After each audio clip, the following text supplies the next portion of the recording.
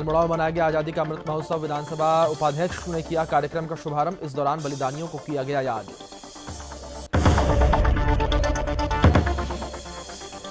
उत्तराखंड के सीएम पुष्कर सिंह धामी मुख्यमंत्री 11 और बीजेपी युवा मोर्चा 11 के बीच खेले गए मैत्री मैच के दौरान हुए चोटिल। मेडिकल कॉलेज के डॉक्टरों की सलाह के बाद मुख्यमंत्री का कराया गया उपचार।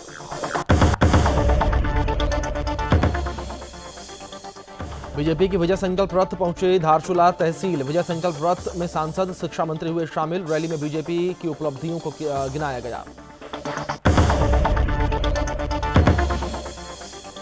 उत्तराखंड के सीएम पुष्कर सिंह धामी की पत्नी गीता पुष्कर धामी पहुंची खटीमा। गीता धामी जनमिलन कार्यक्रम में हुई शामिल। गीता ने जनमिलन कार्यक्रम में लोगों को किया संबोधित।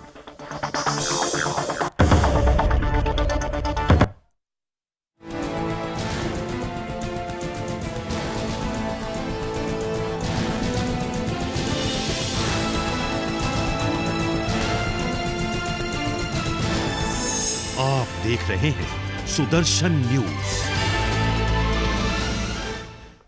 नमस्कार, सुदर्शन न्यूज पर आप उत्तराखंड विशेष देख रहे हैं। आपके साथ मैं अभिषेक पांडे। बुलेटिन की शुरुआत करेंगे इस वक्त की तमाम अहम जानकारियों के साथ। आपको बता दें कि आजादी का अमृत महोत्सव पूरे देश में मनाया जा रहा है और इसी कड़ी में अल्मोड़ा में भी अमृत महोत्सव मनाया गया और कार्यक्रम का शुभारंभ विधानसभा उपाध्यक्ष रघुनाथ सिंह चौहान ने किया।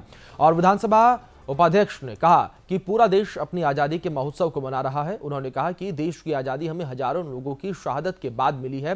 साथ ही उन्होंने कहा कि आज हम सब उनके बलिदान को याद कर रहे हैं। उन्होंने कहा कि जहां पूरे देश में हजारों लोगों ने बलिदान दिया है, वहीं कुमाऊं के लोगों का भी इसमें बहुत बड़ा योगदान रहा है, जिनको आज याद किया जा रहा है।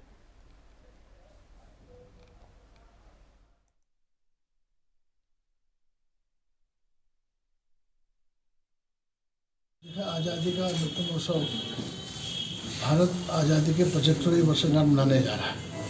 ये पूरा वर्ष आज़ादी के अमृत महोत्सव के रूप में मना रहे हैं। देश की आज़ादी के लिए जिन महान स्वतंत्रता संग्राम सेनानियों ने आज़ादी के लिए संघर्ष किया, यातनाएं सही, जेलों में गए और कुर्बानी दी, उनको याद करने का भी दिन है। और ये आज़ादी हमें कोई उपहार में नहीं मिली। आज़ादी को प्राप्त करने के लिए हमारे महान स्वतंत्रता सेनानियों ने आज़ादी की बलवेदी पर अपना सब कुछ निछावर किया और सैकड़ों वर्षों की दास्ता से। तो उत्तराखंड के देहरादून जिलाधिकारी डॉक्टर आर राजेश कुमार ने स्थानीय लोगों को संदेश दिया है और बता दें कि जिलाधिकारी ने विधानसभा सामान्य निर्वाचन 2022 में बढ़ चढ़कर प्रतिभाग करने के लिए स्थानीय गढ़वाली भाषा में जनपद वासियों के नाम संदेश जारी किया। और जिलाधिकारी ने संदेश में सभी जनपद वासियों से अपने मताधिकार का प्रयोग करने की अपील की। साथ ही जिलाधिकारी ने संदेश के माध्यम से लोगों को मताधिकार के प्रति जागरूक भी किया। मैं डॉक्टर आर राजेश कुमार, जिला निर्वाचन अधिकारी, जिलाधिकारी देहरादून, आप लोगों तक कुछ बोलना चाहूँ छे। जने कि आप तक पता है कि उत्तराखंड में 2022 में विधानसभा को चुनाव होने वालो है और लोकतंत्र को मजबूती का वास्ता बहुत जरूरी है कि हम सब लोग वोट डालने को। उत्तराखंड के सीएम पुष्कर सिंह धामी मुख्यमंत्री 11 और बीजेपी युवा मोर्चा 11 के बीच खेले गए मैत्री मैच में चोटिल हो गए, जिसके बाद दून मेडिकल कॉलेज में डॉक्टरों की सलाह के बाद मुख्यमंत्री के हाथ का एक्सरे कराने के बाद उनके हाथ पर प्लास्टर बांधा गया। बता दें कि मुख्यमंत्री पुष्कर सिंह धामी मैत्री क्रिकेट मैच के दौरान उन्हें चोट लग गई थी, जिसके बाद CM Dhami Doon medical college पहुंचे और डॉक्टर से अपना इलाज करवाया। इस दौरान सीएम धामी ने दून मेडिकल कॉलेज का निरीक्षण किया। उन्होंने मरीजों का हालचाल भी जाना। साथ ही सीएम ने दून मेडिकल कॉलेज में चल रहे निर्माण कार्यों का भी निरीक्षण करते हुए कार्यदायी संस्था को शीघ्र कार्य पूर्ण करने के निर्देश दिए।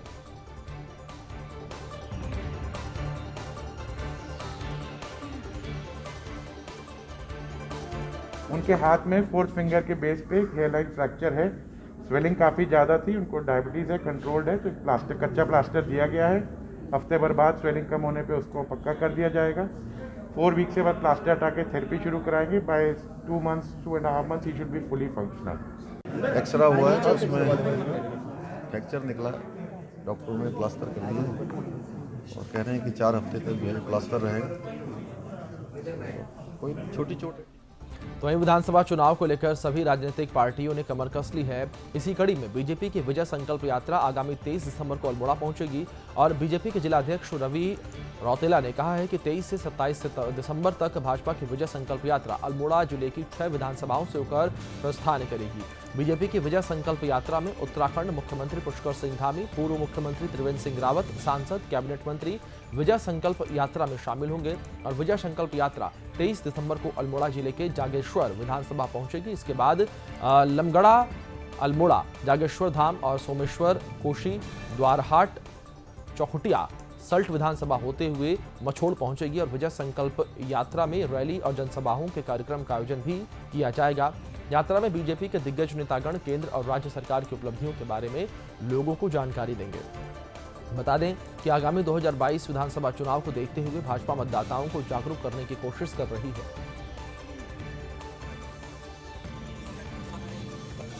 सभी पत्रकार बंधुओं का मैं हृदय की गहराई से धन्यवाद करता हूँ।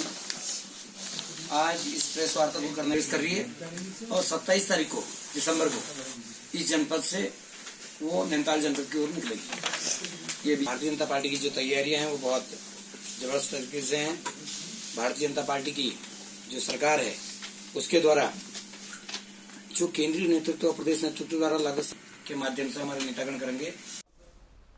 विधानसभा चुनाव को लेकर सभी राजनीतिक पार्टियां अपनी अपनी तैयारियों में जुट गई हैं। इसी कड़ी में बीजेपी की विजय संकल्प रथ धारचूला तहसील पहुंची, जिसमें मुख्यमंत्री, वक्ता, रक्षा राज्य मंत्री अजय भट्ट, सांसद अजय टमटा और शिक्षा मंत्री अरविंद पांडे शामिल हुए। इस दौरान धारचूला के तहसील रोड में जनसभा आयोजित की गई, जिसमें बीजेपी की उपलब्धियों को गिनाया गया। इस बीच मुख्यमंत्री वक्ता के रूप में अजय भट्ट ने बीजेपी के पक्ष में मतदान करने की लोगों से अपील की। साथ ही अजय भट्ट ने बीजेपी के विकास कार्यों के बारे में लोगों को बताया। विजय संकल्प यात्रा भारतीय जनता पार्टी के कार्यक्रम का एक हिस्सा है।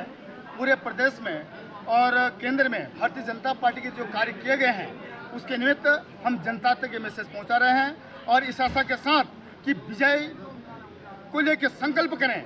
और आज की जो इस जनसभा में आपने देखा होगा पूरे विधानसभा धारचूला के सभी कार्यकर्ताओं ने कमर कस ली है कि ये धारचूला का जो अंधकार में है, जो धारचूला का निरंकुश शासन विधानसभा का है मिटाने के लिए सभी भारतीय जनता पार्टी के कार्यकर्ताओं ने कमर कस ली। विकासनगर के एक निजी होटल में बीजेपी के उत्तराखंड प्रदेश प्रवक्ता श्री देवेंद्र भसीन ने पत्रकार वार्ता की। इस पत्रकार वार्ता में बीजेपी ने नवीन ठाकुर, अरुण मित्तल, रोहित ठाकुर सहित कई कार्यकर्ता मौजूद रहे और देवेंद्र भसीन ने कहा कि बीजेपी सरकार की तरफ से सैनिकों के बलिदान को सम्मानित करने के लिए स्मारक और सैन्य धाम की स्थापना की जा रही है। साथ ही 1 रैंक 1 पेंशन को लागू करके सैनिकों की दशकों पुरानी मांग पूरी की जा रही है। साथ ही भाजपा सरकार ने उत्तराखंड पूर्व सैनिक कल्याण निगम लिमिटेड के माध्यम से विभिन्न सरकारी विभागों में अनुबंध के आधार पर कार्यरत पूर्व सैनिकों के मानदेय में 30% वृद्धि की है और भाजपा सरकार ने सरकारी विद्यालयों में शिक्षा स्तर की उत्कृष्टता की दृष्टि से 188 सरकारी स्कूलों को अटल उत्कृष्ट विद्यालय के रूप में परिवर्तित कर दिया गया है।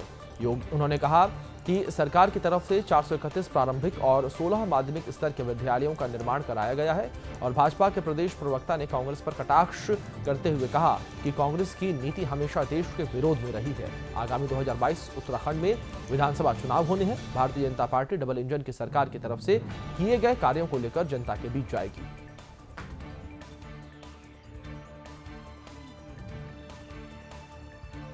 विधानसभा चुनाव में Bharatiya Janata party double engine की सरकार के द्वारा प्रदेश में किए गए कार्यों के आधार पर जनता के बीच में जा रही है और हमारा विश्वास है कि अगले विधानसभा चुनाव में एक बार पुनः उत्तराखंड की जनता भाजपा को अपना समर्थन देगी और पुनः भारतीय जनता पार्टी की सरकार बनेगी। जहाँ तक कांग्रेस का सवाल है तो जहाँ एक और भारतीय जनता पार्टी का डबल इंजन प्रदेश को विकास के मार्ग पर आगे ले जा रहा है और वहीं कांग्रेस जब भी सत्ता में रही, चाहे डबल इंजन के रूप में दोनों स्थानों पर रही, चाहे अकेले प्रदेश में रही, उसने उत्तराखंड का केवल विनाश किया है।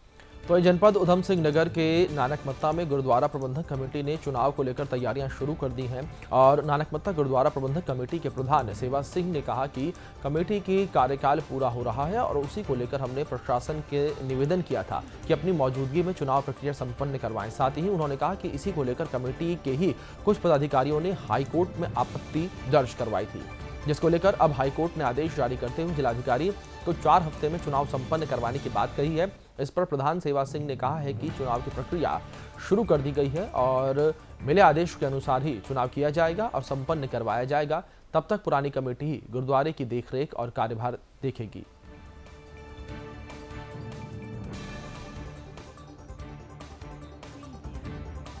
मैं समूह संगतों से ये निवेदन करना चाहूँगा कि हमने 22 सितंबर को कमिश्नर साहब को निवेदन किया था चोन के लिए। उन्होंने एडीएम साहब को नियुक्त कर दिया था चोन अधिकारी और उन्होंने अपनी प्रक्रिया आरम्भ कर दी थी। उन्होंने सभी जो पेपर रिकॉर्ड था वो मंगा लिया था और हमारे कुछ साथियों ने हाई कोर्ट में जाकर आपत्ति दर्ज करी कि इनको चुनाव का कोई अधिकार नहीं है। तो अब हाई कोर्ट ने भी आदेश कर दिया है कि ये एडीएम साहब को कि ये इलेक्शन 4 हफ्ते में संपन्न कराई जाए और जब तक नई कमेटी का गठन नहीं होता है, जो पुरानी कमेटी है एज ए कार्यकारी तौर पे वो जहाँ का काम देखती रहेगी। श्रीनगर के गढ़वाल विश्वविद्यालय में जन संवाद कार्यक्रम का आयोजन किया गया। कार्यक्रम में सीएम पुष्कर सिंह धामी शामिल हुए और कार्यक्रम में पौड़ी जनपद के ग्राम प्रधानों के साथ मुख्यमंत्री ने संवाद करना था, लेकिन समय की व्यवस्था के चलते मुख्यमंत्री ग्राम प्रधानों को संबोधित करने के बाद देहरादून लौट गए, जिससे ग्राम प्रधानों में खासी नाराजगी देखने को मिली। और ग्राम प्रधानों का कहना था कि वे दूर दराज से अपने क्षेत्र की समस्याओं को मुख्यमंत्री से अवगत कराने के लिए कार्यक्रम में पहुंचे थे, लेकिन सीएम भाषण देकर चले गए। उनकी समस्याओं को सुना भी नहीं गया। मुख्यमंत्री पुष्कर सिंह धामी ने कहा कि समय की कमी के चलते ग्राम प्रधानों से संवाद नहीं हो पाया। सभी की समस्याओं को लिखित रूप से लिया गया है, जिन पर कार्यवाही की जाएगी।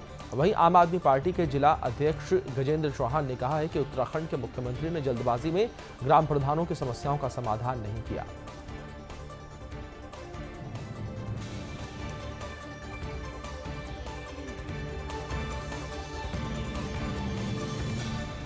धामी जी जैसे मुख्यमंत्री ने चलो ये कहा कि प्रधानों को ख्याल रखा कि आइए हमसे हम बात करेंगे 2 घंटे 1 घंटे बात करेंगे, लेकिन दुख ये होता है कि जब दूर दूर से ग्राम प्रधान जब यहाँ पे आए, किस तरह से सुबह नहाए धोए ठंड में आए, कैसे कैसे यहाँ पहुँचे, अपने गाड़ी से पहुँचे, कैसे पहुँचे, उसके बाद आने के बावजूद जब प्रधान इकट्ठे हो गए तो 4 से घंटे के बाद जब उनसे मीटिंग ली गई, जब धामी जी वहाँ पहुँचे तो सिर्फ 5 से 8 मिनट 8 मिनट से ऊपर 9 मिनट नहीं हुए और वहाँ से बिना ढंग से उनसे बात किए हुए निकल गए। तो ये बड़ा दुख होता है कि अपनी मतलब मुख्यमंत्री का जैसे कि पोस्ट का मतलब अपमान करने वाली बात है। जी, हम बड़े इंतज़ार से आए थे और सुबह लगभग दूर दराज से आ रखे हैं। मैं यमकेश्वर विधानसभा से आ रखा हूँ और हम लगभग 6:30 बजे से पहले घर से निकल गए थे।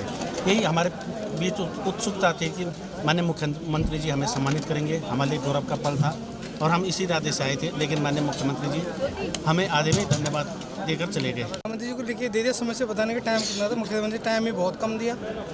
ये भी तो सोचो ना टाइम कितना दिया मुख्यमंत्री जी। हम सुबह 12 बजे से यहाँ बैठ गए, क्या व्यक्तिगत तौर पे हम बता नहीं सकते थे। हम सीएम साहब अपने बता के चले गए, अपना सब कुछ बता के चले गए, पर प्रधानों की जो समस्याएं हैं वो तो जैसे कि जैसे।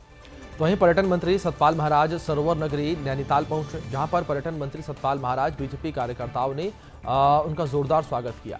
और सतपाल महाराज ने ललित कला अकादमी, भारत सरकार और सांस्कृतिक विभाग उत्तराखंड के सहयोग से राष्ट्रीय चित्रकला शिविर में दीप प्रज्वलित करके शुभारंभ किया। इस दौरान श्री महाराज पर्यटन और सिंचाई विभाग की 19,44,92,000 की विभिन्न योजनाओं का लोकार्पण और शिलान्यास किया। इस दौरान सतपाल महाराज ने कहा कि ललित कला अकादमी उत्तराखंड में शीघ्र स्थापित की जाएगी, इसके लिए सरकार प्रयासरत है। उन्होंने कहा कि हमें अपनी संस्कृति की पहचान देश विदेशों में देनी है ताकि यहाँ के कलाकारों को विश्व में एक मंच मिल सके।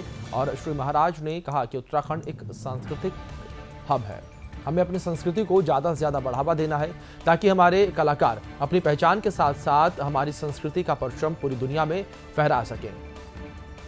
अंदर ये हमने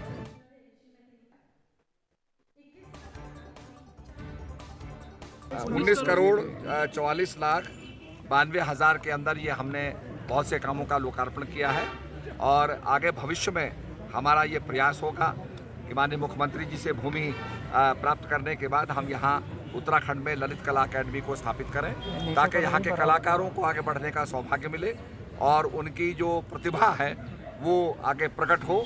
तो इसके लिए पूरे तो यहाँ आम आदमी पार्टी की तरफ से कोटद्वार विधानसभा के वरिष्ठ अधिवक्ता अरविंद वर्मा को प्रत्याशी बनाया गया है और अरविंद वर्मा ने पत्रकारों से रूबरू होते हुए कहा कि आम आदमी पार्टी हाईकमान का आभार जताया। इस दौरान अरविंद वर्मा ने कहा कि आम आदमी पार्टी ऐसी पार्टी है जो देश हित के लिए सोचती है और कोटद्वार विधानसभा में दोनों राजनीतिक पार्टियों ने राज किया है। साथ ही उन्होंने कहा है कि उत्तराखंड में अब साफ और स्वच्छ आम आदमी की सरकार बनने जा रही है। और इस बीच अरविंद वर्मा ने बीजेपी और कांग्रेस पर निशाना साधा। हिमाचल प्रदेश के पूर्व मंत्री और गढ़वाल लोकसभा प्रभारी कुलदीप कुमार कोटद्वार पहुंचे, जहां पर लोकसभा प्रभारी ने कार्यकर्ताओं से मुलाकात की। इसी दौरान गढ़वाल प्रभारी ने पत्रकारों से रूबरू होते हुए कहा कि 2022 में उत्तराखंड में पूर्ण बहुमत की सरकार बनने जा रही है। और इस दौरान उन्होंने कहा कि देश की जनता भी समझ चुकी है कि देश और प्रदेश को केवल कांग्रेस ही विकास के पथ पर ले जा सकती है।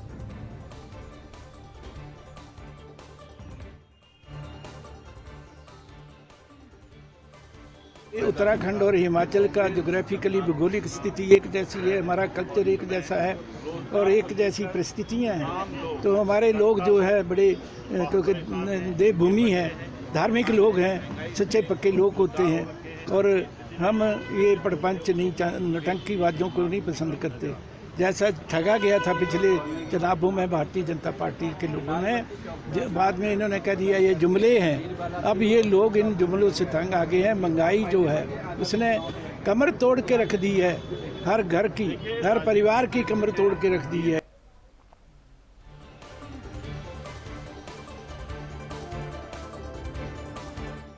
उत्तराखंड में बढ़ती शीतलहर ने भले ही आम जनमानस को ठिठुरने पर मजबूर कर दिया है, तो वहीं 2022 के विधानसभा चुनाव को लेकर राजनीतिक दलों के चुनावी रैलियों, यात्राओं और नेताओं की बयानबाजियां देखने को मिल रही हैं। इसी कड़ी में भाजपा के पूर्व जिलाध्यक्ष और पूर्व मुख्यमंत्री भुवन चंद्र खंडूरी के करीबी माने जाने वाले धीरेन्द्र चौहान ने मीडिया से बातचीत की और इस दौरान धीरेन्द्र चौहान ने पत्रकारों की तरफ से कोटद्वार विधानसभा से टिकट के लिए दावेदारी पूछे जाने पर कहा कि मैं कोटद्वार विधानसभा में से प्रबल दावेदार हूं और पार्टी इस बार जिताऊ कैंडिडेट को ही टिकट देगी। भारतीय जनता पार्टी गहन मंथन के बाद ही टिकट तय करती है। इसमें पार्टी कार्यकर्ताओं की राय, गुप्तचर विभागों की क्या रिपोर्ट है और आम जनता का क्या कहना है, उम्मीदवार की छवि किस प्रकार की है और इन सभी बातों का ध्यान रखा जाता है। साथ ही उन्होंने कहा है कि अगर पार्टी को दोबारा सत्ता में लाना है तो हर विधानसभा क्षेत्र में जिताऊ कैंडिडेट को ही टिकट दिया जाना चाहिए।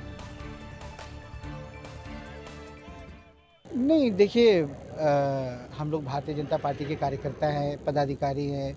मैं जिला अध्यक्ष रहा हूं यहाँ पे और पार्टी जिसको भी टिकट देगी सोच समझ के देगी। हमें सरकार बनानी है और सरकार बनाने के लिए हर विधानसभा में बहुत सोच समझ के टिकट दी जाएंगी। सर्वे होते हैं, LIU की रिपोर्ट्स होती है, इंटेलिजेंस की रिपोर्ट होती है, कार्यकर्ताओं से पूछा जाता है और बहुत मंथन करने के बाद में सोच समझ के टिकट दिया जाता है।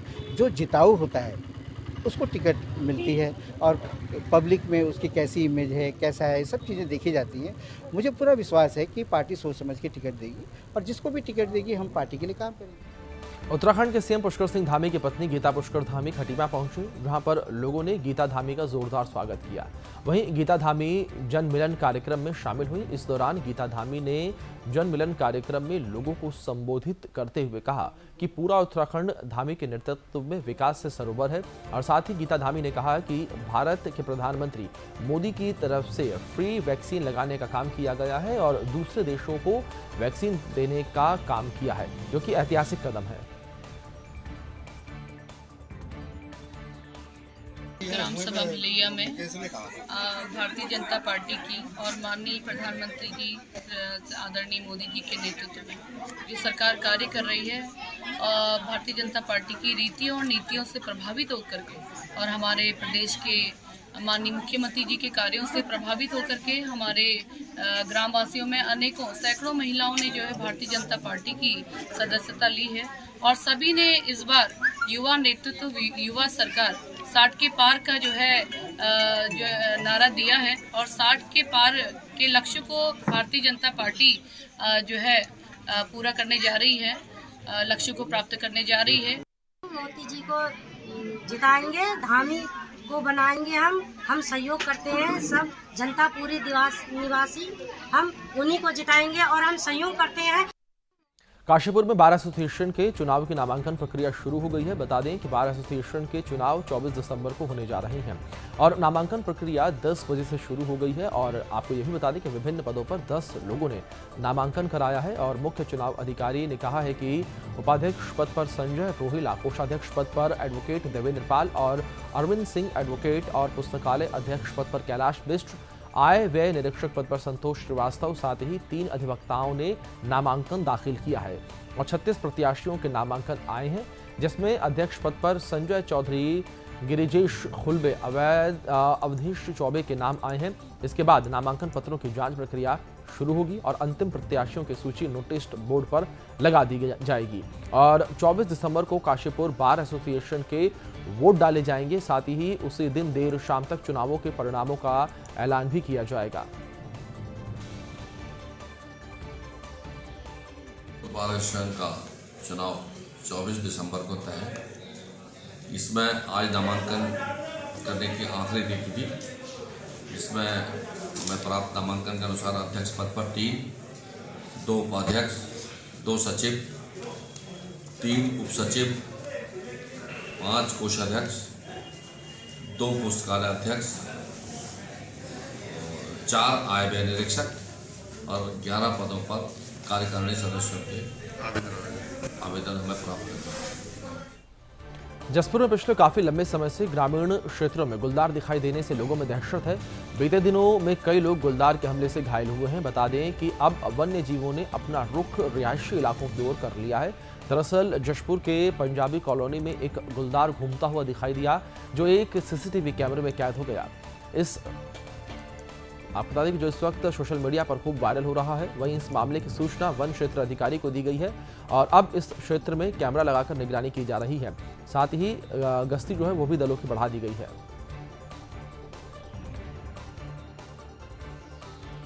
पंजाबी कॉलोनी है जसपुर में, जहाँ पर गुलदार देखा गया। रात को 3 बजे देखा, सीसीटीवी कैमरे में कैद हुआ है। उसके हम लोगों द्वारा जो है निगरानी की जा रही है। रात्रि गश्त कर रहे हैं। आज भी गश्त के लिए टीम जाएगी। उसके बाद अगर ज़्यादा ज़रूरत पड़ेगी तो उच्च अधिकारी को लिखा जाएगा कि पिंजरा लगाना है।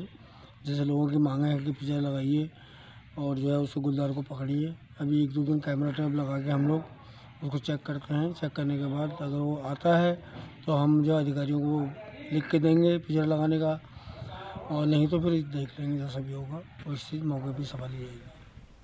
वहीं आपको बता दें कि गदरपुर में तहसील दिवस के अवसर पर मुख्य विकास अधिकारी आशीष भटगई पहुंचे। वहां पर आपको बता दें कि आशीष भटगई के साथ अन्य विभागों के कर्मचारी अधिकारी भी मौजूद थे। इस मौके पर आशीष भटगई ने कहा कि गदरपुर तहसील परिसर में तहसील दिवस मनाया जा रहा है और तहसील दिवस के अवसर पर लोग अपनी समस्याओं को लेकर पहुंचे, जहां पर लोगों की समस्याओं को अधिकारियों ने सुना। वहीं इस दौरान कुछ समस्याओं का मौके पर ही समाधान किया गया तो कुछ समस्याओं का समाधान करने के लिए अधिकारियों को आदेश दिए गए। इसमें सभी विभागों के कर्मचारी अधिकारी मौके पर मौजूद रहे। मंगलवार जो रहते हैं उसमें तहसील दिवस का आयोजन किया जाता है, तो उसी के क्रम में ये तहसील दिवस जो आज गदरपुर में आयोजित किया गया है और इसमें शिकायतें यहाँ पे दर्ज हो रही हैं। अभी एट प्रेजेंट जो है 35 शिकायतें यहाँ पे दर्ज हो गई हैं, जिनके बारे में संबंधित अधिकारियों को निर्देशित कर दिया गया है। तो यहाँ पे शिकायतें मुख्यतः जैसे राशन कार्ड से रिलेटेड हैं, वो इशू यहाँ पर ज़्यादा हो रहे हैं और कुछ जैसे जन्म प्रमाण पत्र को लेकर भी इशू हैं। कुछ लैंड से रिलेटेड जो शिकायतें हैं वो भी यहाँ पर दर्ज हुई हैं, तो उसके संबंध में। और इसके अलावा जो ऐसी विकलांग पेंशन से रिलेटेड शिकायतें, समाज कल्याण से रिलेटेड जो शिकायतें हैं वो भी दर्ज हुई हैं, तो उसके संबंध में संबंधित अधिकारियों को निर्देशित कर दिया गया है। और कुछ शिकायतें ऐसी हैं जिन पे मौके पे ही आज जो हम लोग कर सकते हैं, जैसे प्रमाण पत्र वगैरह के संबंध में, तो उनको भी संबंधित अधिकारियों को। चमोली के पीजी कॉलेज गोपेश्वर में आज़ादी का अमृत महोत्सव बड़े ही धूमधाम के साथ मनाया गया और नमामि गंगे के तत्वाधान में 17 दिसंबर से 23 दिसंबर तक जन जागरूकता कार्यक्रम आयोजित किए जा रहे हैं। इसी कड़ी में पीजी कॉलेज गोपेश्वर में नमामि गंगे की तत्वाधान में जल मंत्रालय भारत सरकार की तरफ से चलाई जा रही कार्यक्रमों की अंतर्गत विविध सांस्कृतिक कार्यक्रम आयोजित किए गए और मुख्य अतिथि के तौर पर प्राचार्य प्रोफेसर आर.के. गुप्ता ने संबोधित करते हुए कहा कि छात्र छात्राओं को गंगा के साथ साथ अपने अपने गांव, गली और मोहल्ले के पानी के स्रोतों को स्वच्छ रखना चाहिए। साथ ही उन्होंने भारत सरकार की नमामि गंगे योजना की बड़ी सराहना की और कहा कि आज देश और दुनिया के सामने भारत की नदियां जो प्रदूषित हो गई थी वो धीरे धीरे प्रदूषण मुक्त हो रही हैं और आम जन में गंगा के प्रति जागरूकता फैल रही है। कार्यक्रम में नमामि गंगे के नोडल अधिकारी डॉक्टर भालचंद्र सिंह नेगी ने कहा है कि वर्तमान में जो नदियों का उत्सव कार्यक्रम भारत सरकार के जल शक्ति मंत्रालय की तरफ से चलाया जा रहा है वो सराहनीय कदम है और इस कार्यक्रम में नुक्कड़ नाटकों और लोकगीतों और सामूहिक नृत्यों झुमेली के माध्यम से रीति रिवाज और त्योहारों पर गाए जाने वाले स्थानीय गीतों के माध्यम से जन जागरूकता फैलाने का काम किया जा रहा है।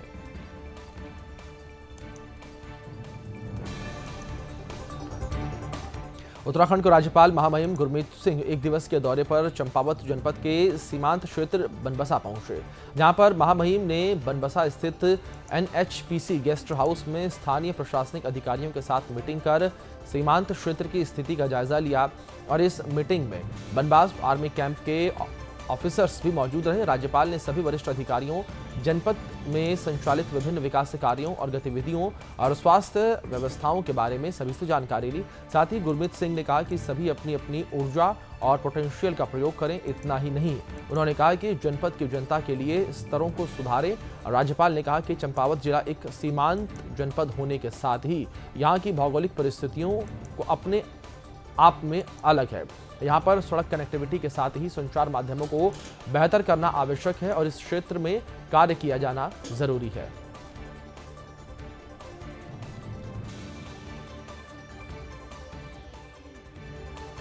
पहली बात तो यह है कि मैं 22 साल के बाद में बनबसा में आया हूँ।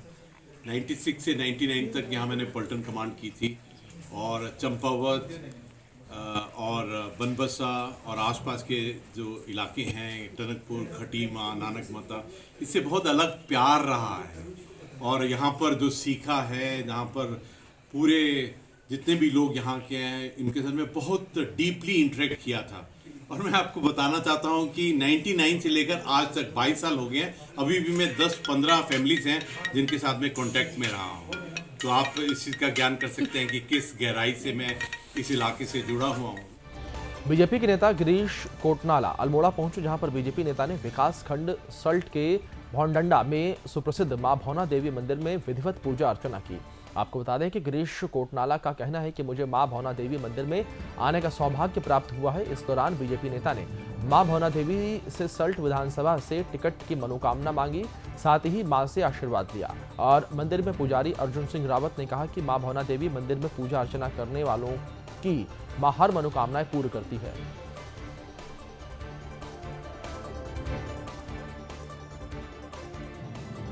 यहाँ भी ये अपनी एप्लीकेशन लगा दी है टिकट के लिए और मेरी इच्छा है कि मैं भी इस क्षेत्र की सेवा करूं। यहाँ ये क्षेत्र बहुत पिछड़ा हुआ है, यहाँ कई तरह की समस्याएं, चाहे रोजगार की हो, चिकित्सा की हो, शिक्षा की हो और बहुत सारी समस्याएं हैं क्षेत्र में। गिनाएंगे तो बहुत बड़ा समय उसमें लगेगा, लेकिन मेरा ये प्रयास है कि भाई अगर मुझे लोग यहाँ से प्रतिनिधि बनाकर भेजते हैं तो मैं इस क्षेत्र के विकास में अपने तन मन धन से सहयोग करूँ। बीजेपी के प्रदेश उपाध्यक्ष डॉक्टर देवेंद्र भसी ने ऋषिकेश स्थित बीजेपी कार्यालय में प्रेस वार्ता की। इस दौरान उन्होंने कांग्रेस पर जमकर निशाने साधे। उन्होंने साफ कहा कि सैनिकों का सम्मान केवल बीजेपी करना चाहती है और 4 दशक से 1 रैंक 1 पेंशन की मांग कांग्रेस ने पूरी नहीं की है। साथ ही उन्होंने कहा कि उत्तराखंड में कांग्रेस की तरफ से सैनिकों के सम्मान में वीरग्राम प्रमाण यात्रा निकाली गई, जो कि चुनावी ढकोसला है और भाजपा का साफ कहना है कि हेलीकॉप्टर हादसे में जान गंवाने वाले जनरल बिपिन रावत का नाम भूलने वाले नेताओं की पार्टी केवल वोट बटोरने के लिए प्रणाम यात्रा निकाल रही है।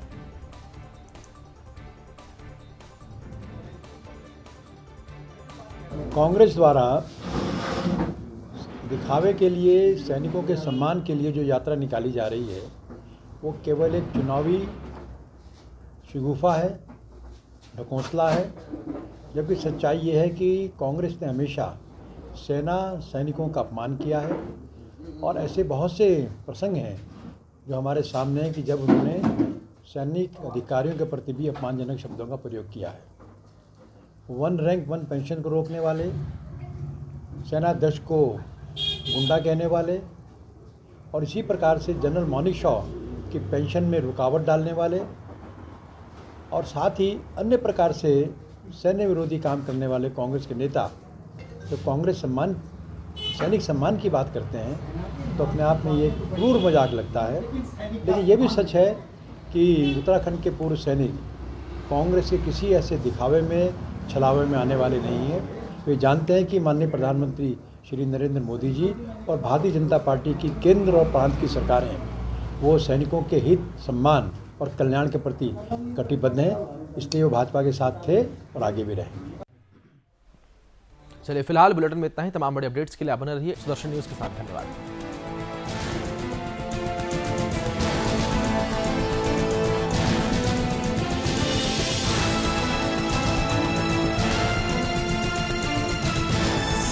आप देख रहे हैं सुदर्शन न्यूज़।